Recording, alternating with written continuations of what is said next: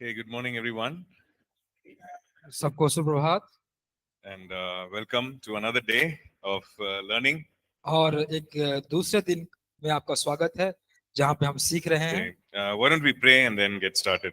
क्यों ना हम प्रार्थना करें और शुरू करें। Let's just ask the Lord to speak to us.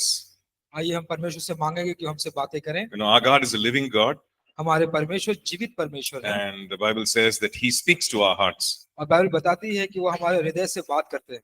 And so let's ask Him to speak to us. और ये मांगेंगे कि वो हमसे बात करें You ask Him to speak to you specifically. और आप अपने लिए विशेष रूप से मांगे कि आपसे वो बातें करें। Just say, Lord, even as I speak to you, you speak to me. और कहें कि परमेश्वर जैसा कि मैं आपसे बात करना चाहता हूँ आप भी मुझसे बात And कीजिए। so let's spend some time just praying and listening.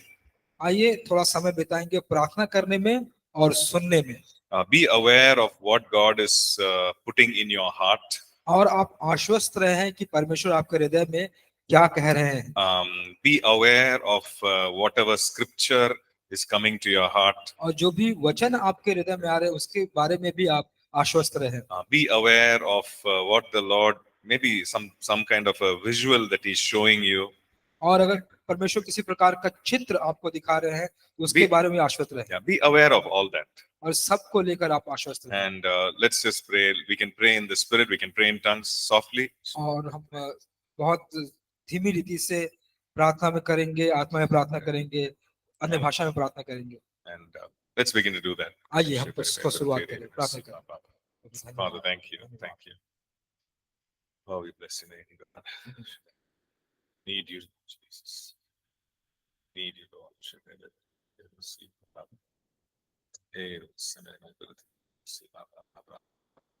Bless your name. I welcome you, Lord.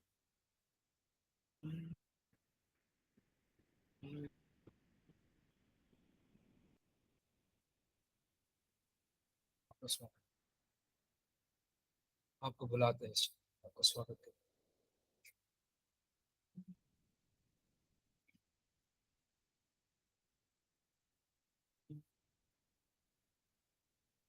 Yes, Lord, lift up your name, Jesus.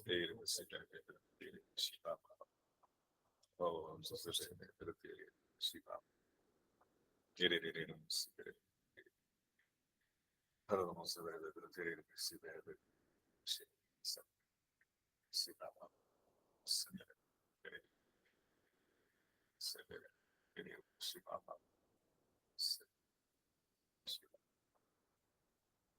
Oh,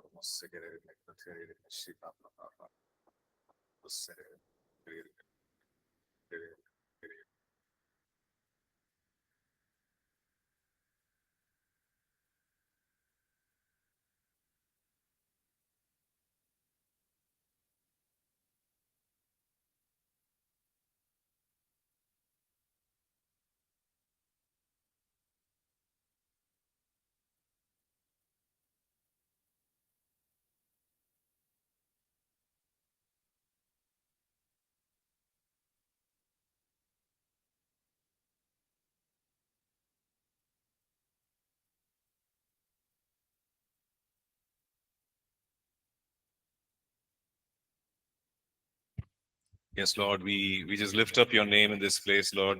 हाँ परमेश्वर आपके नाम को इस जगह पे आप ऊंचा उठाते हैं। We thank you that you change our seasons from mourning into dancing, oh और God. प्रभु जी हम आपका धन्यवाद करते हैं कि हमारे समयों को हमारे ऋतुओं को प्रभु जी आप वह दुख से आप नृत्य में बदल देते हैं। And Father, we thank you that your name is a banner, Lord, the banner of victory. और प्रभु जी आपका जो नाम है वह विजय का पताका है, इसके लिए आपका धन्यवाद And yes, करते हैं। Lord, we choose to display that banner of victory over our lives, और Lord. प्रभु जी हम चुनते हैं कि वह विजय का पताका हम हमारे जीवनों में लहराए पिता। We choose to acknowledge that banner of victory over our lives, Father God. और प्रभु जी हम चुनते हैं कि वह विजय का पताका हमारे जीवन में हम उसको लहराए परमेश्वर। Yeah, yes, Lord, you are Jehovah Nissi, our प्रभु जी हम आपका धन्यवाद करते हैं कि आप यहोवा निस्सी हैं हमारे परमेश्वर। so over every situation that we need to raise that banner, we do that today. और प्रभु जी हर एक परिस्थिति में अगर हमको वह पताका लहराना पड़े उसको हम आज करते हैं पते परमेश्वर। So just begin to do that. Just say, Lord, you are Jehovah Nissi. आप शुरू कहें कहना कि परमेश्वर आप यहोवा निस्सी हैं। And maybe there are certain situations in your life, you can just say, Lord, over this situation, God, you are Jehovah Nissi, my victory banner. और प्रभु जी आप ऐसा कहें कि पिता अगर ये परिस्थिति मेरे जीवन में है तो उसके ऊपर मैं आपके विजय का पताका लहराता हूँ। Let's begin to do that. आइए हम ऐसा करते रहें, ऐसा करते रहें। धन्यवाद करते हैं, धन्यवाद करें।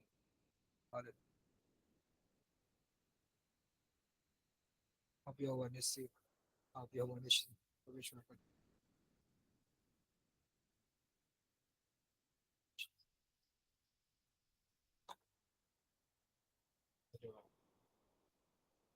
आप यहोवा निस्सी, इसका धन्यवाद। धन्यवाद। Yes, Lord, we lift up your name in this place. हाँ परमेश्वर, इस जगह में आपके नाम को हम ऊंचा उठाते हैं। Lord, we know when we lift up your name, every other thing comes down. हम जानते हैं परमेश्वर कि जब आपके नाम को हम ऊंचा उठाते हैं, हर एक दूसरी चीज नीचे आ जाती है। Every lie is brought down. और परमेश्वर हर एक झूठ तोड़ी जाती है पिता। Every deception is brought down. हर एक धोखा नीचे लाया जाता है परमेश्वर। And every stronghold is brought down. और एक हर एक बंधन प्रभु जी वो टूट जाते हैं पिता परमेश्वर। So let's lift up the name of Jesus. आइए हम यीशु के नाम को ऊंचा उठाएंगे। Just begin to call upon the name of Jesus. और प्रभु यीशु के नाम को बुलाना शुरू कीजिए। Jesus, we love you. Jesus, we worship you. Jesus, we adore you. Jesus, we lift up your name in this place. Jesus, you are the King of Kings. Jesus, you are our Savior. Jesus, you are our healer, God. Jesus, you are the sovereign one. Jesus, oh God, you are the one who's enthroned in the heavens, oh God. Jesus, you are Emmanuel, God with us. Jesus, oh God, you are the living God. Jesus, you are the light of the world. Jesus, oh God, you are the soon and coming King. Jesus, we lift your name, God. Jesus, Jesus, the all-powerful one. Jesus, oh yes, Lord, we bless your name, God. We bless your name. We lift your name in this place. Hallelujah, hallelujah, hallelujah, hallelujah. Yeshu naam, Yeshu naam, Yeshu naam, Yeshu naam, Yeshu naam, Yeshu naam, ki jai. Yeshu naam, Yeshu naam, Yeshu naam, Yeshu naam, Yeshu naam, Yeshu naam.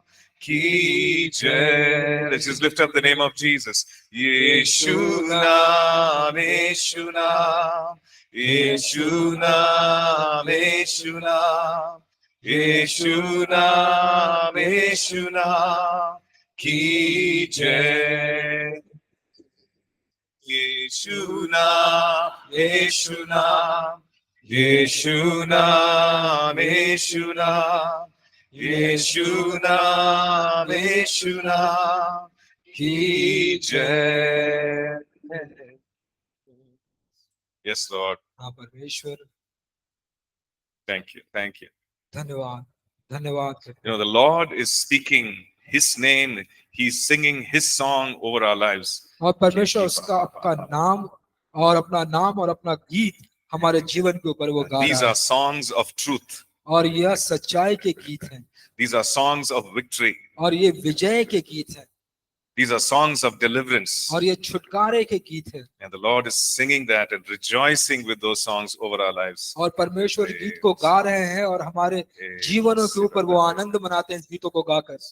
We thank you, Jesus. धन्यवाद करते हैं We Yeshu. thank you for this time, Lord. इस समय के लिए आपका We धन्यवाद। thank you for this day, oh God. इस दिन के लिए आपका धन्यवाद। We commit ourselves into your mighty hands, आपके God. हाथों में अपने आप को समर्पित करते हैं। Oh God, we pray that you would speak to us. और परमेश्वर हम प्रार्थना करते हैं कि Oh हमसे God, बातें we करें। ask that you would teach us, और Lord. परमेश्वर हम मांगते हैं कि आप हमें सिखाएंगे। Lord, we ask that you would lead us into all truth. और प्रभु जी हम प्रार्थना करते हैं कि आप अगुवाई करेंगे हर एक Yes, Lord, सच्चाई में। open our eyes to see you, Lord प्रभु जी हमारे Jesus. आंखों को खोले ताकि हम आपको देखने पाए।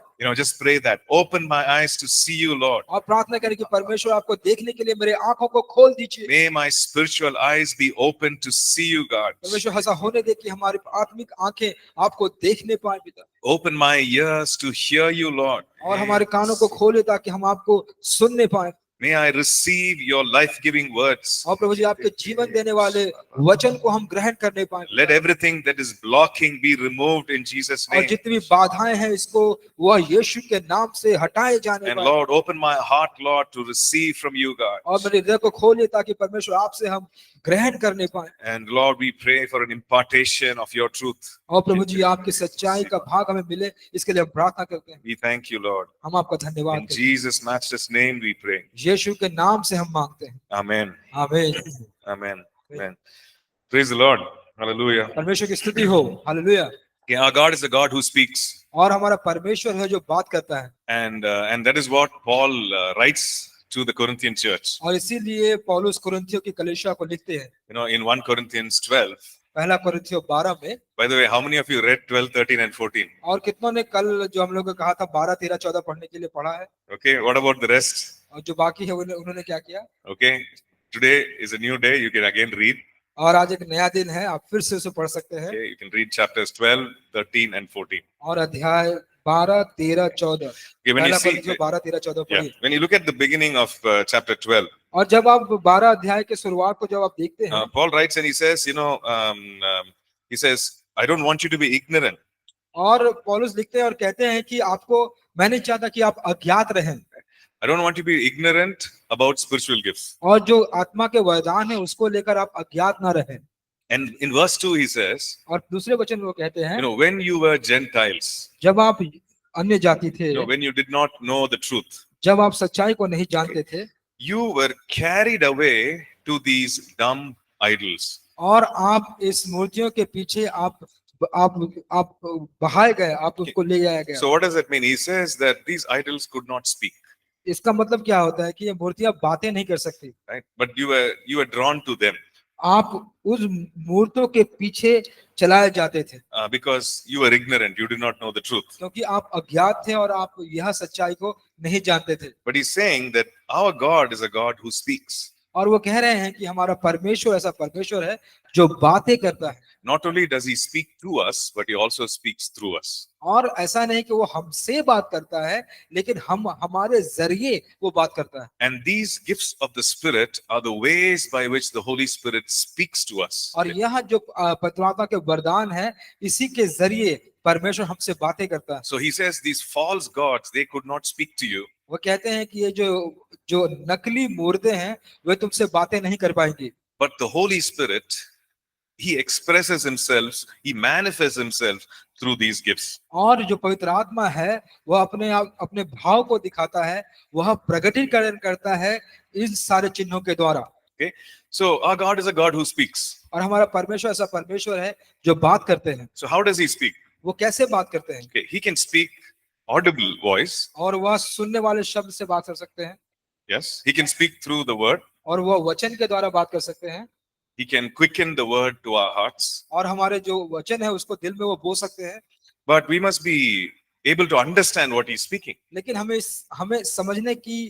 क्षमता होनी चाहिए कि हम क्या वो बोल रहे हैं उसे समझने के लिए In other words, we must be sensitive to what he is speaking. और दूसरे शब्दों में हमें बहुत संवेदनशील होना चाहिए कि वो क्या बातें करना चाहते हैं And we also must be aware of all the ways by which God speaks. और उन सारे तरीकों से हमें आश्वस्त रहना चाहिए कि वो किस तरीके से बात करते हैं Because when we know, okay, God speaks in these ways, जब हम जान पा जाते हैं कि परमेश्वर इन तरीकों से बात करते हैं then we will give more attention to what he's saying.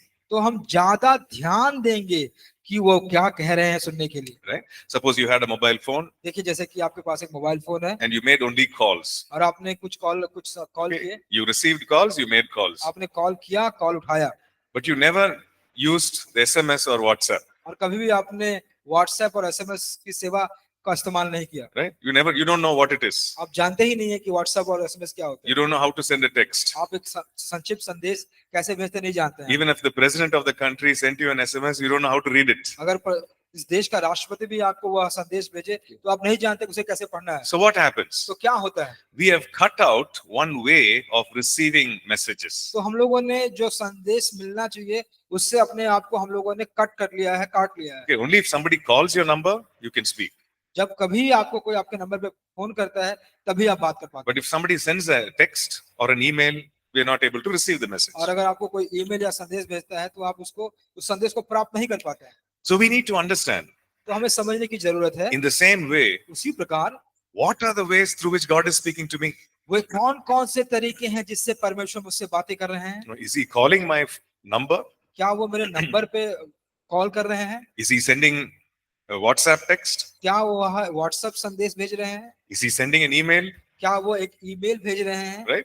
For example, I'm saying all this. ये सारी चीजों को मैं एक उदाहरण के रूप में कह रहा So हूँ। God can speak in various ways. तो परमेश्वर अलग अलग तरीके से बात कर सकते हैं But we must be sensitive and be aware to understand it. और हमको बहुत ध्यान पूर्वक यह जानना चाहिए कि वह कैसे उसको हम समझ पाए। Okay? So this morning we're just going to spend some time talking about how God speaks. और इस सुबह में हम कुछ समय बिताएंगे यह जानने के लिए कि परमेश्वर कैसे बातें करते हैं And how the Holy Spirit expresses himself through these gifts. और कैसे पवित्र आत्मा इन वरदानों के द्वारा अपने आप को दिखाते हैं। Okay? For that we need to understand how we are made or how we are created. तो उससे पहले हमें यह जानने की जरूरत है कि हमको कैसे रचा गया है। Now all of us know we are physical beings. हम सब जानते हैं कि हम एक शारीरिक तत्व है Okay? Which that is why we exist in this physical world. और इसीलिए इस भौतिक संसार में हमारा अस्तित्व है। But the Bible also says that we have a spirit and we have a soul. और बाइबल ये भी बताती है कि हमारा एक प्राण भी है और आत्मा भी है। And this you would have learnt in the very first week, और यह आपने बहुत पहले सप्ताह में सीखा होगा right? When you learnt about who we are, who you are in Christ जब आपने Jesus, सीखा कि आप कौन है मसीह में। right? So we learnt that we are spirit, soul, and body. और हम लोगों ने यह सीखा कि हम शरीर यानी देह, प्राण और आत्मा है। And there is one verse which very clearly explains this. और एक वचन भी है जो बहुत साफ रीति से इसको व्याख्या करता है Okay, that's in 1 Thessalonians 5 and verse 23. जो पहला थिस्सलुनीकियों 5:23 में लिखा गया है। Okay, it says, "Now may the God of peace sanctify you completely, और परमेश्वर जो शांति का परमेश्वर है तुम्हें पूरी रीति से शुद्ध कर दे and may your whole spirit, soul, and body be preserved blameless." और तुम्हारा जो पूर्णता जो तुम्हारा शरीर, देह और आत्मा और प्राण है वह संरक्षण किया जाए पूरी रीति से। Right? So it talks about spirit, soul, and body. और यह आत्मा, शरीर और प्राण के बारे में बात करते हैं। What is the spirit? तो आत्मा क्या है? Spirit is the eternal part of us. वह हमारा आंतरिक भाग है Okay? Spirit is what goes on to be with God. और वही अनंतकालीन भाग है जो परमेश्वर के साथ रहने जाता है। And there are several words which refer to the spirit of man. और बहुत सारे ऐसे शब्द हैं जो मनुष्य की आत्मा के बारे में बताती है। The Bible talks about the heart, और बाइबल बताती है हृदय के बारे में talks about the inner man, और हमारे आंतरिक मनुष्य के or बारे में, innermost being, हमारे जो आंतरिक जो हमारा हम लोग हैं right? उसके बारे में। And it also uses a word like belly in the New Testament. और बेली ऐसा शब्द होता है जिसको नए नियम में इस्तेमाल किया गया है। Right? So he uses all these words to refer to the term spirit. और ये सारे वह शब्दों का इस्तेमाल करके वह आत्मा को कहते Okay? हैं। So we are spirit beings. तो हम लोग एक आत्मीय लोग हैं। But the Bible also talks about the soul. और बाइबल प्राण के बारे में बताती है। Okay, so what is the soul? तो यह प्राण क्या होता है? In the Greek word, the word suke is used. तो ग्रीक भाषा में शब्द सूके का इस्तेमाल किया गया है। So that from where we get the word psychology, something to do with our mind. तो यहाँ पर हम जो मनोविज्ञान साइकोलॉजी Right? को प्राप्त करते हैं जो मन के बारे में होता है। So our mind, our will, our imaginations, everything. तो हमारा मन, हमारे इच्छा, हमारी कल्पना, ये सारी चीजें, So that is the soul. तो वो हमारा प्राण या मन है। And from what we see in the Bible, और जो हम बाइबल में देख पाते हैं we see that the soul and spirit are very closely united.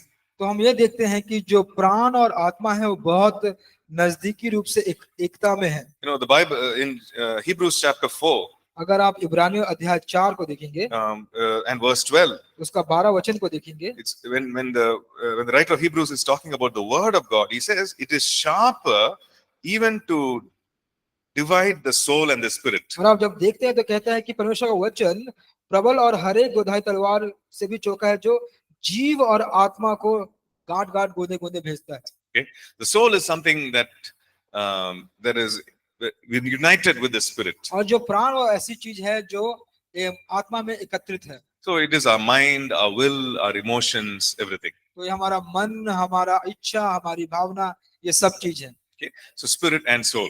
तो जो प्राण और आत्मा है, And of course, the third part is the body. और जो तीसरा भाग है वह है हमारा शरीर, Like, is a physical part of us. या हमारा भौतिक भाग है। And we have 5 physical senses. और हमारे पास 5 इंद्रियां हैं। Right? We can touch, हम छू सकते हैं, and we know, okay, this is metal or this is cloth और हम because of छू touch. के देख सकते हैं अगर कि हाँ ये कपड़ा है, यह so- एक धातु है। So we can feel, हम अनुभव उसको एहसास कर सकते हैं। right? And because of our physical body, we can also see physically. और हमारे जो भौतिक शरीर है उसके बारे में हम देख भी सकते हैं भौतिक रूप से। Right? We can also hear through our ears. और हम अपने कानों के द्वारा सुन भी सकते हैं। We can taste. हम किसी चीज का जो टेस्ट होता है, स्वाद है, उसको भी हम चख सकते हैं। And we can smell also. हम जो गंध होते हैं उसको भी हम देख सकते हैं। Right? So these are 5 physical senses. तो ये सारे 5 भौतिक इंद्रियां हैं। So just like this 5 physical senses, और उसी प्रकार जो 5 इंद्रियां होती हैं, when we go through certain verses, और जब हम कुछ अन्य जो वचनों में देखते हैं, we see that there is a parallel in the spirit. और हम देखते हैं कि जो हमारी आत्मा में भी एक समानता है। Okay. So normally what happens? तो सामान्य रूप से क्या होता है, We see with our eyes. अपने आंखों से हम देखते हैं, Okay, what color is my shirt? मेरा जो शर्ट का कलर रंग क्या है, Huh? Gray color shirt hai? Grey colour shirt. Right? So how did you know that? आपने इसको कैसे जाना? You saw with your eyes, आपने अपने आंखों से देखा, and in your mind, in your brain, आपके दिमाग या आपके मन में it analyzed. उसने विश्लेषण किया। It said, okay, that is gray color. तो उसने कहा कि हाँ ये तो भूरा कलर है। So you understood तो आपने समझा, and you decided, फिर आपने निर्णय लिया, okay, that is gray color. तो आप कहते हैं कि हाँ ये Right? Grey colour. So that is what happens. We use our body, physical senses, और हम लोग जो अपनी भौतिक इंद्रियां हैं उसका इस्तेमाल करते हैं, and of course we use our soul, our और- mind processing, और हमारा मन हमारे प्राण को उसको प्रोसेस करने के लिए इस्तेमाल करते हैं, and we are able to see and function. और उसको विश्लेषण करके फिर हम देख सकते हैं, काम कर सकते हैं। So the mind processes, analyzes whatever we see with our physical senses. तो हमारा मन जो है वह विश्लेषण करता है जो भी हम देखते हैं अपने भौतिक इंद्रियों के द्वारा। Now, what if we are able to receive information in our spirit? तो यह कैसा होगा जब हम जानकारी अपने आत्मा में प्राप्त करना शुरू करें? Right? In your spirit, you're receiving information. आप अपने आत्मा में जानकारी को प्राप्त कर रहे हैं, सूचनाओं को प्राप्त कर And रहे हैं। not just physical information, but spiritual information. सिर्फ शारीरिक आपके जानकारी नहीं, लेकिन आत्मिक जानकारियां भी। So how is that processed? तो यह कैसे होता है, How is that received? वह कैसे मिलता है? First of all, can we receive information in our spirit? क्या सबसे पहले कि क्या हम अपने आत्मा में सूचनाओं को प्राप्त कर सकते हैं? Right? The answer is yes. तो उत्तर है हाँ। Okay, let's look at a few verses. आइए कुछ वचन को हम देखेंगे। Okay, let's look at Romans chapter 8. आइए रोमियो की पत्री अध्याय 8 देखेंगे, Romans chapter 8 and verse 14. उसका 14 वचन। Okay, Romans 8 and verse 14, it says that they that are led by the Spirit of God, these are the sons of God.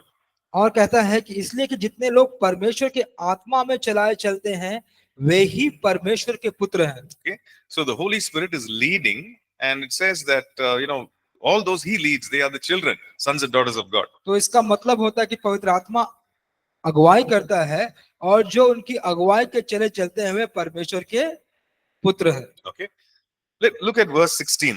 आइए 16 वचन को देखें। Verse 16 says that the Holy Spirit himself bears witness with our spirit that we are children of God. 16 वचन, आत्मा आप ही हमारी आत्मा के साथ गवाही देता है कि हम परमेश्वर की संतान हैं। Okay, Holy Spirit is bearing witness to our spirit. तो पवित्र आत्मा अपने आप गवाही देता है हमारी आत्मा। Okay, so has anyone been a witness of some accident? आप कोई दुर्घटना के गवाह बना है कोई यहाँ पर? Right? So people will ask, okay, what did you see? तो लोग आपसे पूछेंगे कि ठीक है आपने क्या देखा, Who was wrong? Who came on the wrong side? कौन गलत दिशा से आ रहा था, When did it happen? ये कब हुआ? And you are a witness. You're saying, oh, this is how it happened. तो आप एक गवाह हैं और आप कहते हैं कि हाँ यह इस प्रकार हुआ। You know, this man was coming on the bike. और यह व्यक्ति बाइक पे आ रहा था This person was crossing the road और यह व्यक्ति यह रोड को पार कर रहा था and he didn't see that person at all. और उस व्यक्ति को देखा ही नहीं And also he was coming on the wrong side. और ये गलत दिशा से भी आ रहा So है। you're giving witness. तो आप गवाही दे रहे हैं And you're saying with your words and और you're आप giving witness. और अब अपने शब्द के द्वारा कह रहे हैं जब आप गवाही दे रहे हैं। Which means you're transferring information.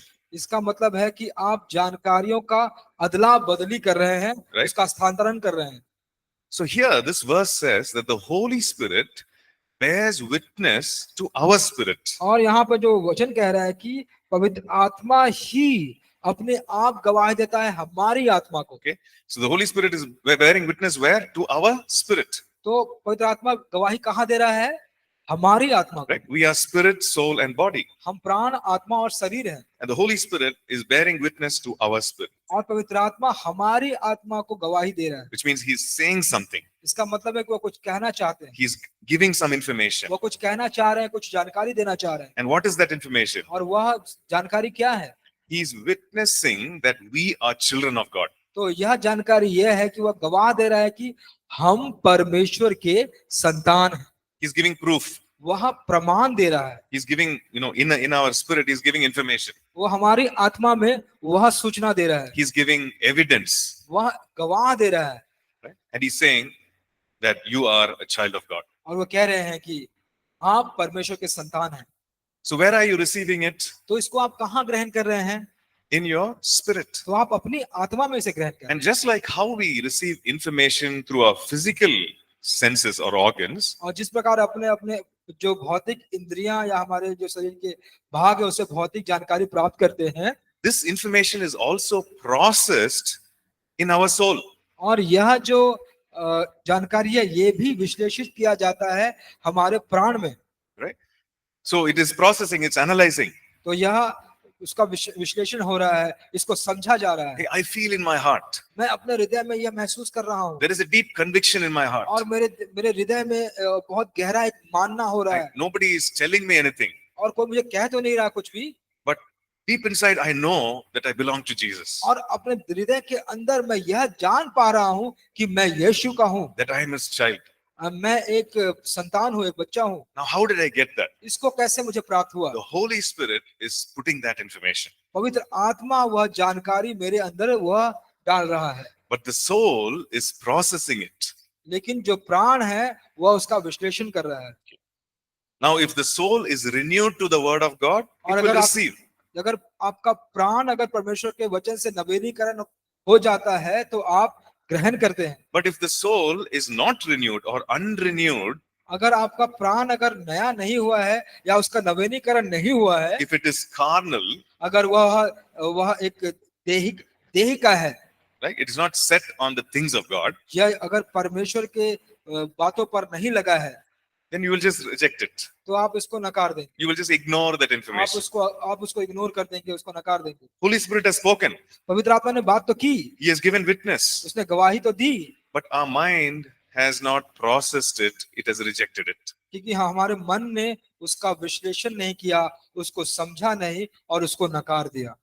Right? So this is how it happens. तो इसी प्रकार यह होता है। The Spirit witnesses to our spirit. जो आत्मा होता है वो हमारे आत्मा से वह गवाही देता है, But it's up to us to receive that information लेकिन यह हमारे ऊपर निर्भर है कि हम उस सूचना को ग्रहण करें or to reject that या information. फिर उसको हम नकार दें। Okay? So whenever we say Holy Spirit leads us, guides us, talks to us, he talks to us in these ways. और जब हम कहते हैं कि पवित्र आत्मा हमको अगुवाई करे, हमसे बातें करे, हमको मार्गदर्शन करे, तो इन तरीकों से वह बात करते हैं। Like, just look at that picture, that graph, that table. जो सारणी बनाई गई है, टेबल उसको खोलिए। Wait. Okay, so it shows like three columns are there. और यहाँ पर 3 जो भाग बनाए गए हैं आप देख पा रहे हैं। The center one, the one in the middle, is the soul part of it. और जो बीच में है वह है आपका प्राण, Right? That's where all the analysis, all the processes happen. और वहीं पे वह सारे विश्लेषण, वो सारे बातों का समझना होता है, Okay? All the reasoning happens. और उसका तर्क या सोचना होता है, All the decision making और happens. सारा निर्णय लेना होता है। On the right side, you see the body. और दाहिने हाथ में आप देखते हैं शरीर, and all those 5 physical senses. और फिर आप वो अपने 5 भौतिक इंद्रियों को देख पाते So हैं। we receive the information, we are processing the information. जब हम इन सूचनाओं को प्राप्त करते हैं, उसका विश्लेषण करते हैं, We are making some choices तो हम कुछ चुनावों को करते हैं, based on the information that we receive. और जो जानकारी हमें मिले उसके आधार पर। Right? On the leftmost side, you see the spirit being mentioned there. और बाईं तरफ आप देखते हैं कि वहां पे आत्मा को बताया गया है। Right? So the Holy Spirit brings information to our spirit. और पवित्र आत्मा क्या करता है, हमारी आत्मा में वह उस जानकारी को लेकर आता है। So that's what we read in Romans 8 verses 16, और 14 and 16. वही हम लोग ने देखा रोमियो के 8 अध्याय के 16 वचन में। So it's up to our soul तो to ये reason and receive. तो ये हमारे ऊपर, हमारे प्राण के ऊपर है कि हम कैसे उसको हम ग्रहण करते हैं। Okay, understood? समझ गए आप? Right? Because there are several places where the Lord Jesus also speaks in this way. और दूसरा भाग भी है जहाँ पे प्रभु यीशु ने इस प्रकार बातें की। You know, he says that you speak and you keep on hearing, but you do not listen. आप कहते हैं, वो कहते हैं कि आप बोलते रहते हैं, आप सुनते रहते हैं, लेकिन आप समझ नहीं पाते हैं। Okay, we see it in Matthew chapter 13 और आप मत्ती के अध्याय 13 में इसको आप देख पाते हैं, and verses 14 and 15. उसका 14 और 15 वचन। Okay, so he says, their ears are hard of hearing and their eyes they have closed. मत्ती का 13 अध्याय, And this verse 15. Sorry, let's read verse 14. Okay, Matthew 13 verse 14. मत्ती का 13 और 14 वचन। Okay, it says, hearing you will hear and shall not understand. Seeing you will see and not perceive. For the hearts of this people have grown dull. और उनके विषय में ऐसा कि यह भविष्यवक्ता वाणी पूरी होती कि तुम कानों से तो सुनोगे पर समझोगे नहीं, और आंखें से तो देखोगे पर तुम्हें ना सूझेगा। And he goes on to share a parable about sowing. और फिर उसके बाद वह बोने वाले के एक दृष्टांत को कहना शुरू करते if you look हैं। at verse 16, अगर आप 16 वचन को देखते हैं, it says, blessed are your eyes for they see. और वो कहते हैं कि तुम्हारा जो आंख है वह धन्य है कि वह देख पाता है, And blessed are your ears for they hear. और तुम्हारी कान धन्य है कि वे सुनते हैं। So what is he talking about? Is he talking about physical hearing or seeing? तो क्या यह शारीरिक देखने या सुनने के बारे में बात कर रहे हैं? He's talking about something beyond the physical.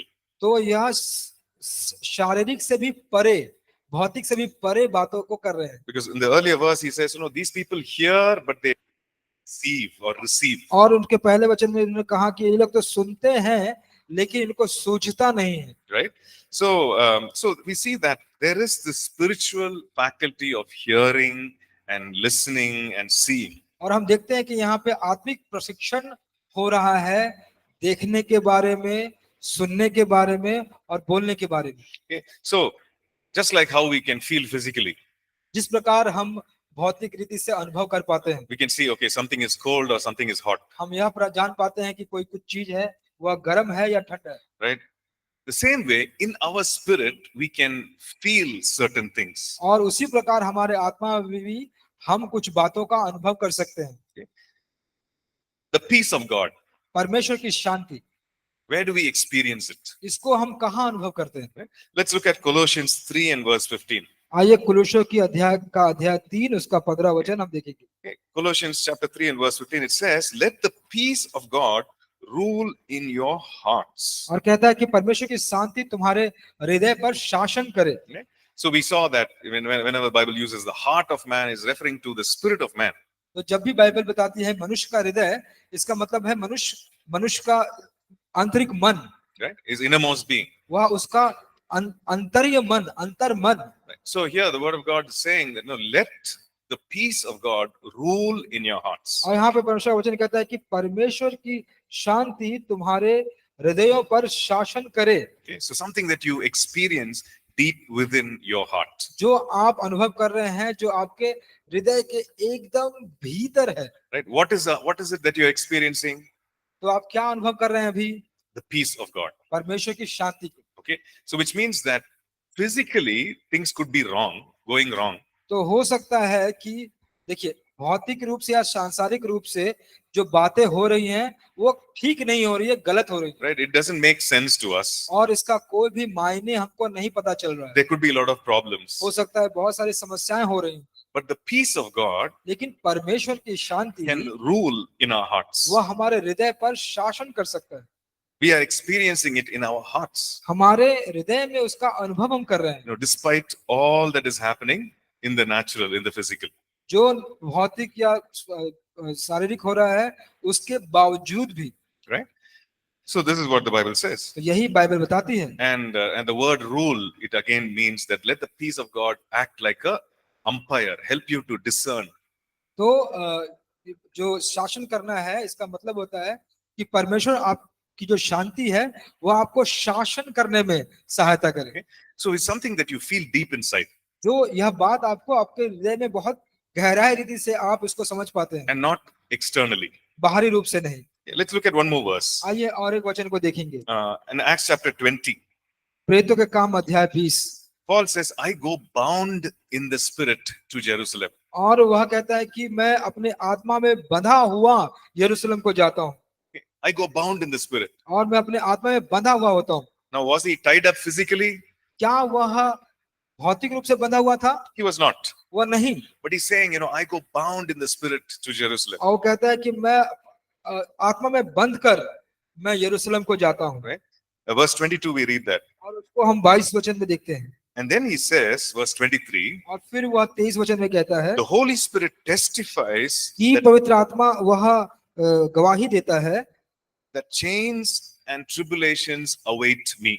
कि जो हथकड़ियां और समस्याएं वह मेरा सताव, मेरा इंतजार कर रही है। Okay? So the Holy Spirit was passing on this information to him, speaking to him. और पवित्र आत्मा ये सारे जानकारी उनको दे रहा था और उससे बात कर रहा था। And he sensed in his spirit a sense of being bound. और वह अपने आत्मा में यह ज्ञात किया कि वह बंधा हुआ है। And so he's saying the Holy Spirit tells me that wherever I go, that there is going to be tribulations, there are going to be chains, I'm going to be jailed. और पवित्र आत्मा उसको कह रहा है कि जहां कहीं भी जाऊंगा मैं वहां पे मुझे सताव होगा, प्रताड़ना होगी, और मैं हथकड़ियों में होऊंगा, मैं जेल में होऊंगा। So the Holy Spirit already told him. तो पवित्र आत्मा ने उसको पहले से बता दिया। And we see that Paul went, despite that, because he wanted to be a witness to God. और फिर परमेश्वर देखते हैं कि परमेश्वर उसके बावजूद भी वहां गया क्योंकि वह परमेश्वर की गवाही देना चाहता था। And we see similar examples in the Old Testament also. और पुराने नियम में भी इस प्रकार के समान जो उदाहरण है उसको हम देख पाते हैं। When the prophets received information or received a word from the Lord, और जब भविष्यवक्ताओं ने परमेश्वर से वचन को प्राप्त किया, they experienced certain things in their spirit. तो वे भी अपने आत्माओं में कुछ बातों का अनुभव किए। Okay? Let's look at Ezekiel chapter 3 and verse 14. यहेजकेल के 3 अध्याय उसका 14 वचन को जल्दी से देखेंगे। Can we look at that verse, everyone? सब लोग Ezekiel पढ़ेंगे? chapter 3 verse 14. यहेजकेल के 3 अध्याय उसका चौथा वचन। It's not in the book, so you'll have to turn in your Bible. यह किताब में नहीं है, आपके बाइबल में देखना पड़ेगा। Okay, Ezekiel 3 verse 14. और तीसरा अध्याय 14 वचन। बाइबल वर्स भी है, रेफरेंस है, रेफरेंस है, वर्स नहीं है। रेफरेंस है verse. So just read that. Someone can read Ezekiel 3 verse 14. क्या कोई पढ़ सकता है?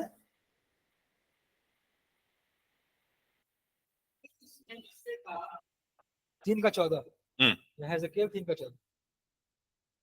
तब आत्मा मुझे उठा कर ले गई और मैं कठिन दुख से भरा हुआ और मन में जलता हुआ चला गया, और यहोवा की शक्ति मुझ में प्रबल थी। Okay, so he says here that I went in the heat, in bitterness, in the heat of my spirit. तो वो कहता है कि मैं अपने मन में कठिन दुख से भरा और अपने मन में जलता हुआ चला गया। And before that he says the Spirit, which means the Holy Spirit, lifted him up. और कहता है उससे पहले कि पवित्र आत्मा ने मुझे उठा लिया। And he also says the hand of the Lord was strong upon me. और ये कहता है कि परमेश्वर का हाथ मुझ पर प्रबल था। Okay, so the Holy Spirit lifted him up. तो पवित्र आत्मा ने उसको उठाया। he went somewhere in the heat and bitterness in his spirit. और वह दुख और जलने में, वह कड़वाहट में And- वह कहीं गया अपने and आत्मा में। And he also says, the hand of the Lord was heavy upon me. और यह भी कहता है कि परमेश्वर का हाथ मेरे ऊपर भारी था, So प्रबल he's था। experiencing something, तो इसका मतलब है कि वहाँ कुछ इस बात का अनुभव कर रहा है, right? He's encountering God, वह परमेश्वर का सामना कर रहा है, and the Holy Spirit is speaking something to him. और पवित्र आत्मा कुछ बात उससे कह रहा है। And whatever the Holy Spirit is seeking, he is sensing deep inside in his spirit. और जो भी पवित्र आत्मा कह रहा है उससे वह अपने हृदय के आत्मा के अंदर गहराई से उस बातों को वह समझ पा रहा है। Right? Okay, let's look at something else. और भी कुछ देखेंगे, चलिए। Let's look at visual, the spirit sense of seeing. और हम जो दिखने के बारे में है उसके बारे में देखते हैं, जो हमारा आत्मा हमको दिखाता है उसके बारे में। Now we know right there in the Old Testament and also in the New Testament, we see dreams and visions that the Holy Spirit brings to these people. तो हम नए नियम में, पुराने नियम में देख पाते हैं कि पवित्र आत्मा क्या करते हैं, स्वप्न लेकर आते हैं, दर्शन लेकर आते हैं अपने लोगों के बीच में। So there are many pictures. तो बहुत सारे चित्र दिखाए जाते हैं। And how did these people see these pictures? और ये जितने लोग हैं इन्होंने ये चित्र को कैसे You देखा? know, it could be with their physical eyes, हो सकता है कि वो अपने आंखों से, जो शारीरिक आंख है उससे देख पा रहे हैं, but most often it is in the spirit. तो ज्यादातर ये होता है कि ये सारे आंतरिक आंख से और आत्मिक आंख से देखते हैं। Maybe they had their eyes closed, हो सकता है कि उनकी आंखें बंद हो, but God gave them a vision.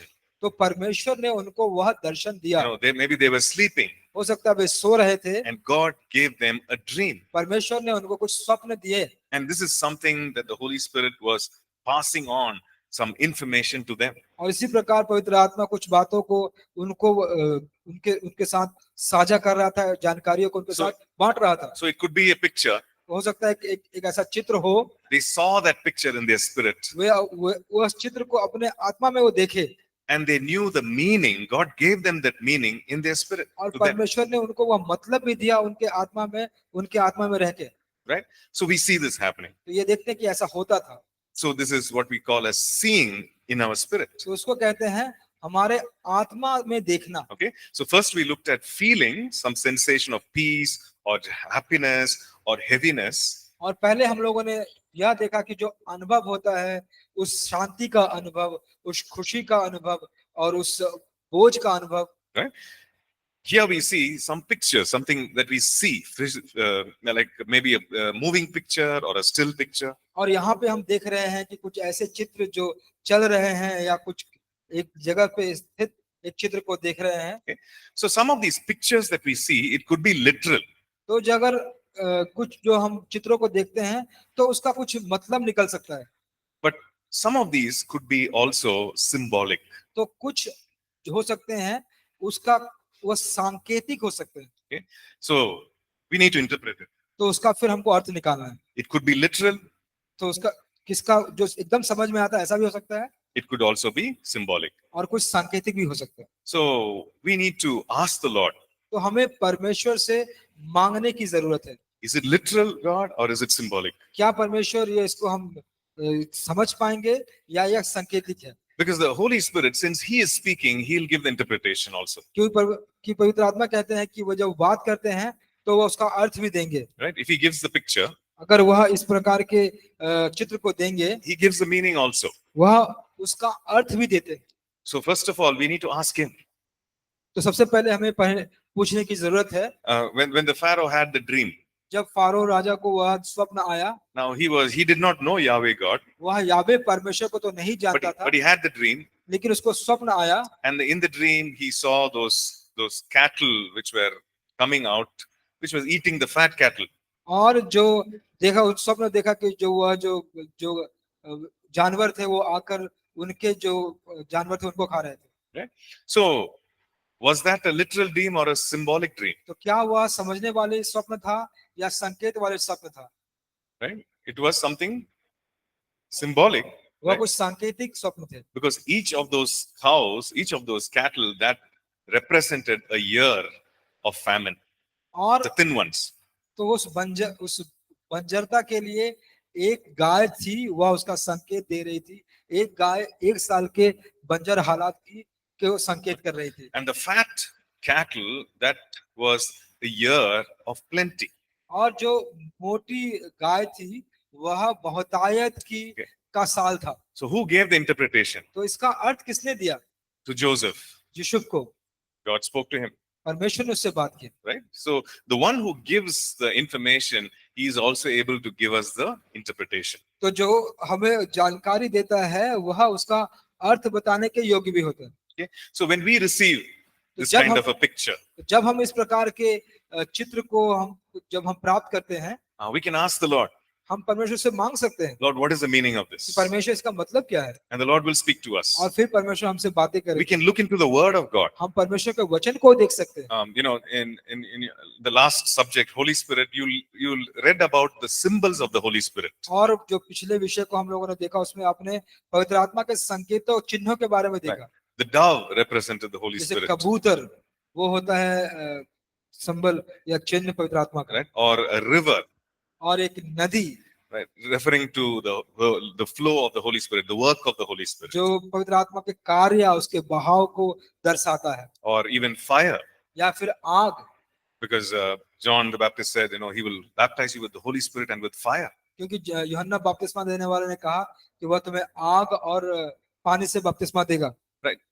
Spirit and with fire, Holy Spirit and with fire. और आत्मा से और आग से आपको बपतिस्मा देगा। So it refers to the refining work of the Holy तो Spirit. परमेश्वर के शुद्ध करने के काम को वह दर्शाता है, आत्मा के शुद्धिकरण के काम को दर्शाता है। So we can look into the Word of God and find the interpretation of what we are seeing. तो हम परमेश्वर के वचन के अंदर झांक के देख सकते हैं और उस जो हम देख रहे हैं उसका अर्थ हम पता कर सकते हैं। And we can ask the Lord, Lord, is this what you're referring to?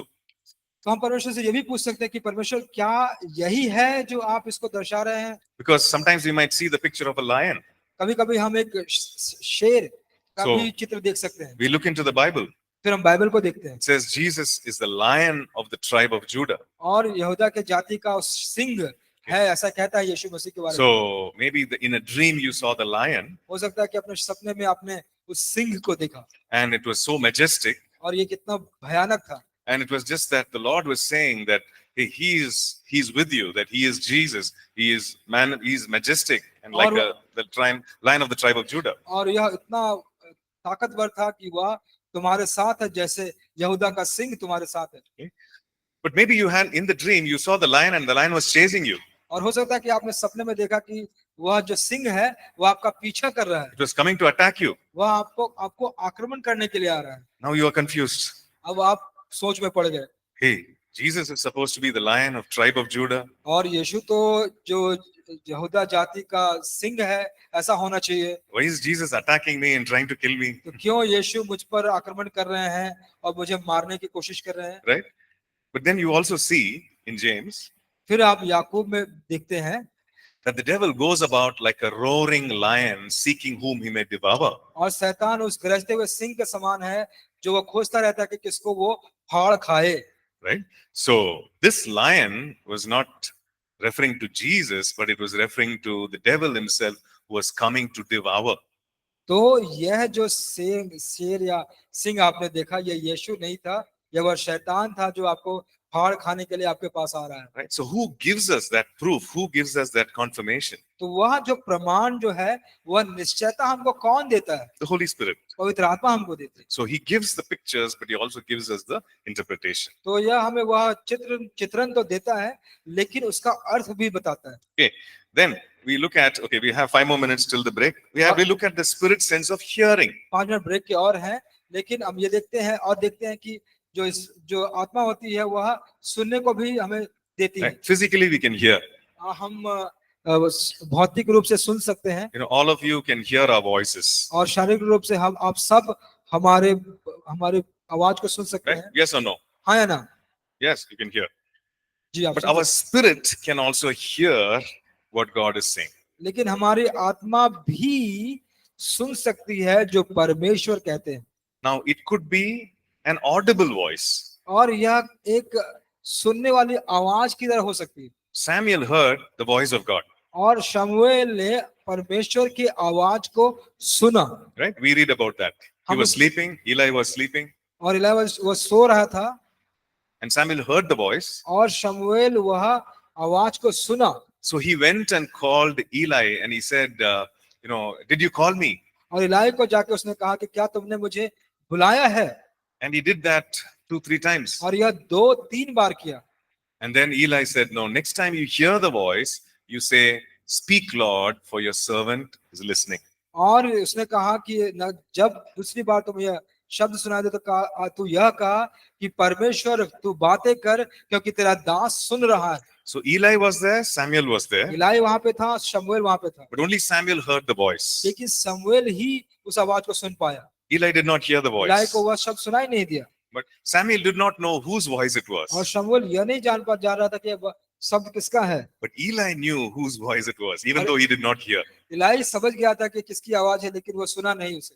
So he said, next time you hear the voice, और उसने कहा कि जब अगली बार तो इस आवाज को सुने you say, speak, Lord, for your servant listens. कि परमेश्वर तू बातें कर कि तेरा दास सुन रहा है. A similar thing happened to the apostle Paul also. और यह समान बात यह पौलुस प्रेरित के साथ भी हुआ. Like on the road to Damascus, और दमिश्क के रोड के रास्ते पर there was a voice, there was a great light and a voice from heaven. और एक बड़ी प्रकाश और एक बड़ा आवाज स्वर्ग से आया. Right?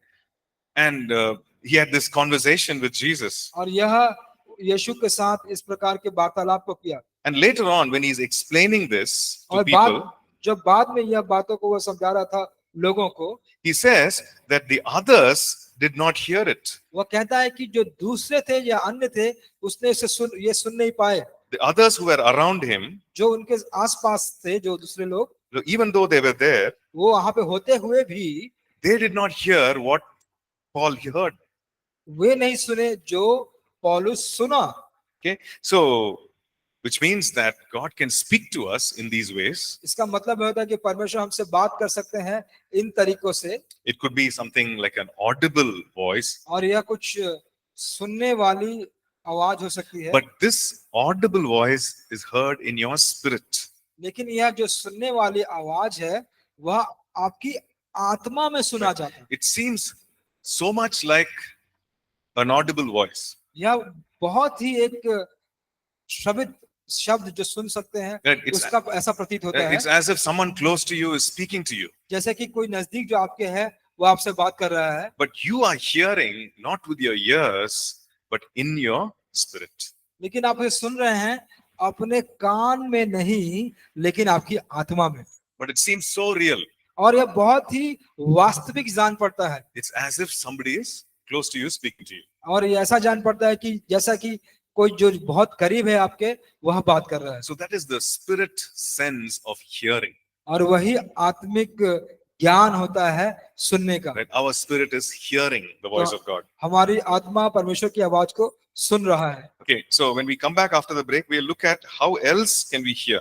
और अगर हम जब ब्रेक से वापस आएंगे तो हम देखेंगे कि और कैसे हम सुन सकते हैं. Okay, so 10:35, we will be back. 10:35 में आप सब वापस आएंगे. धन्यवाद.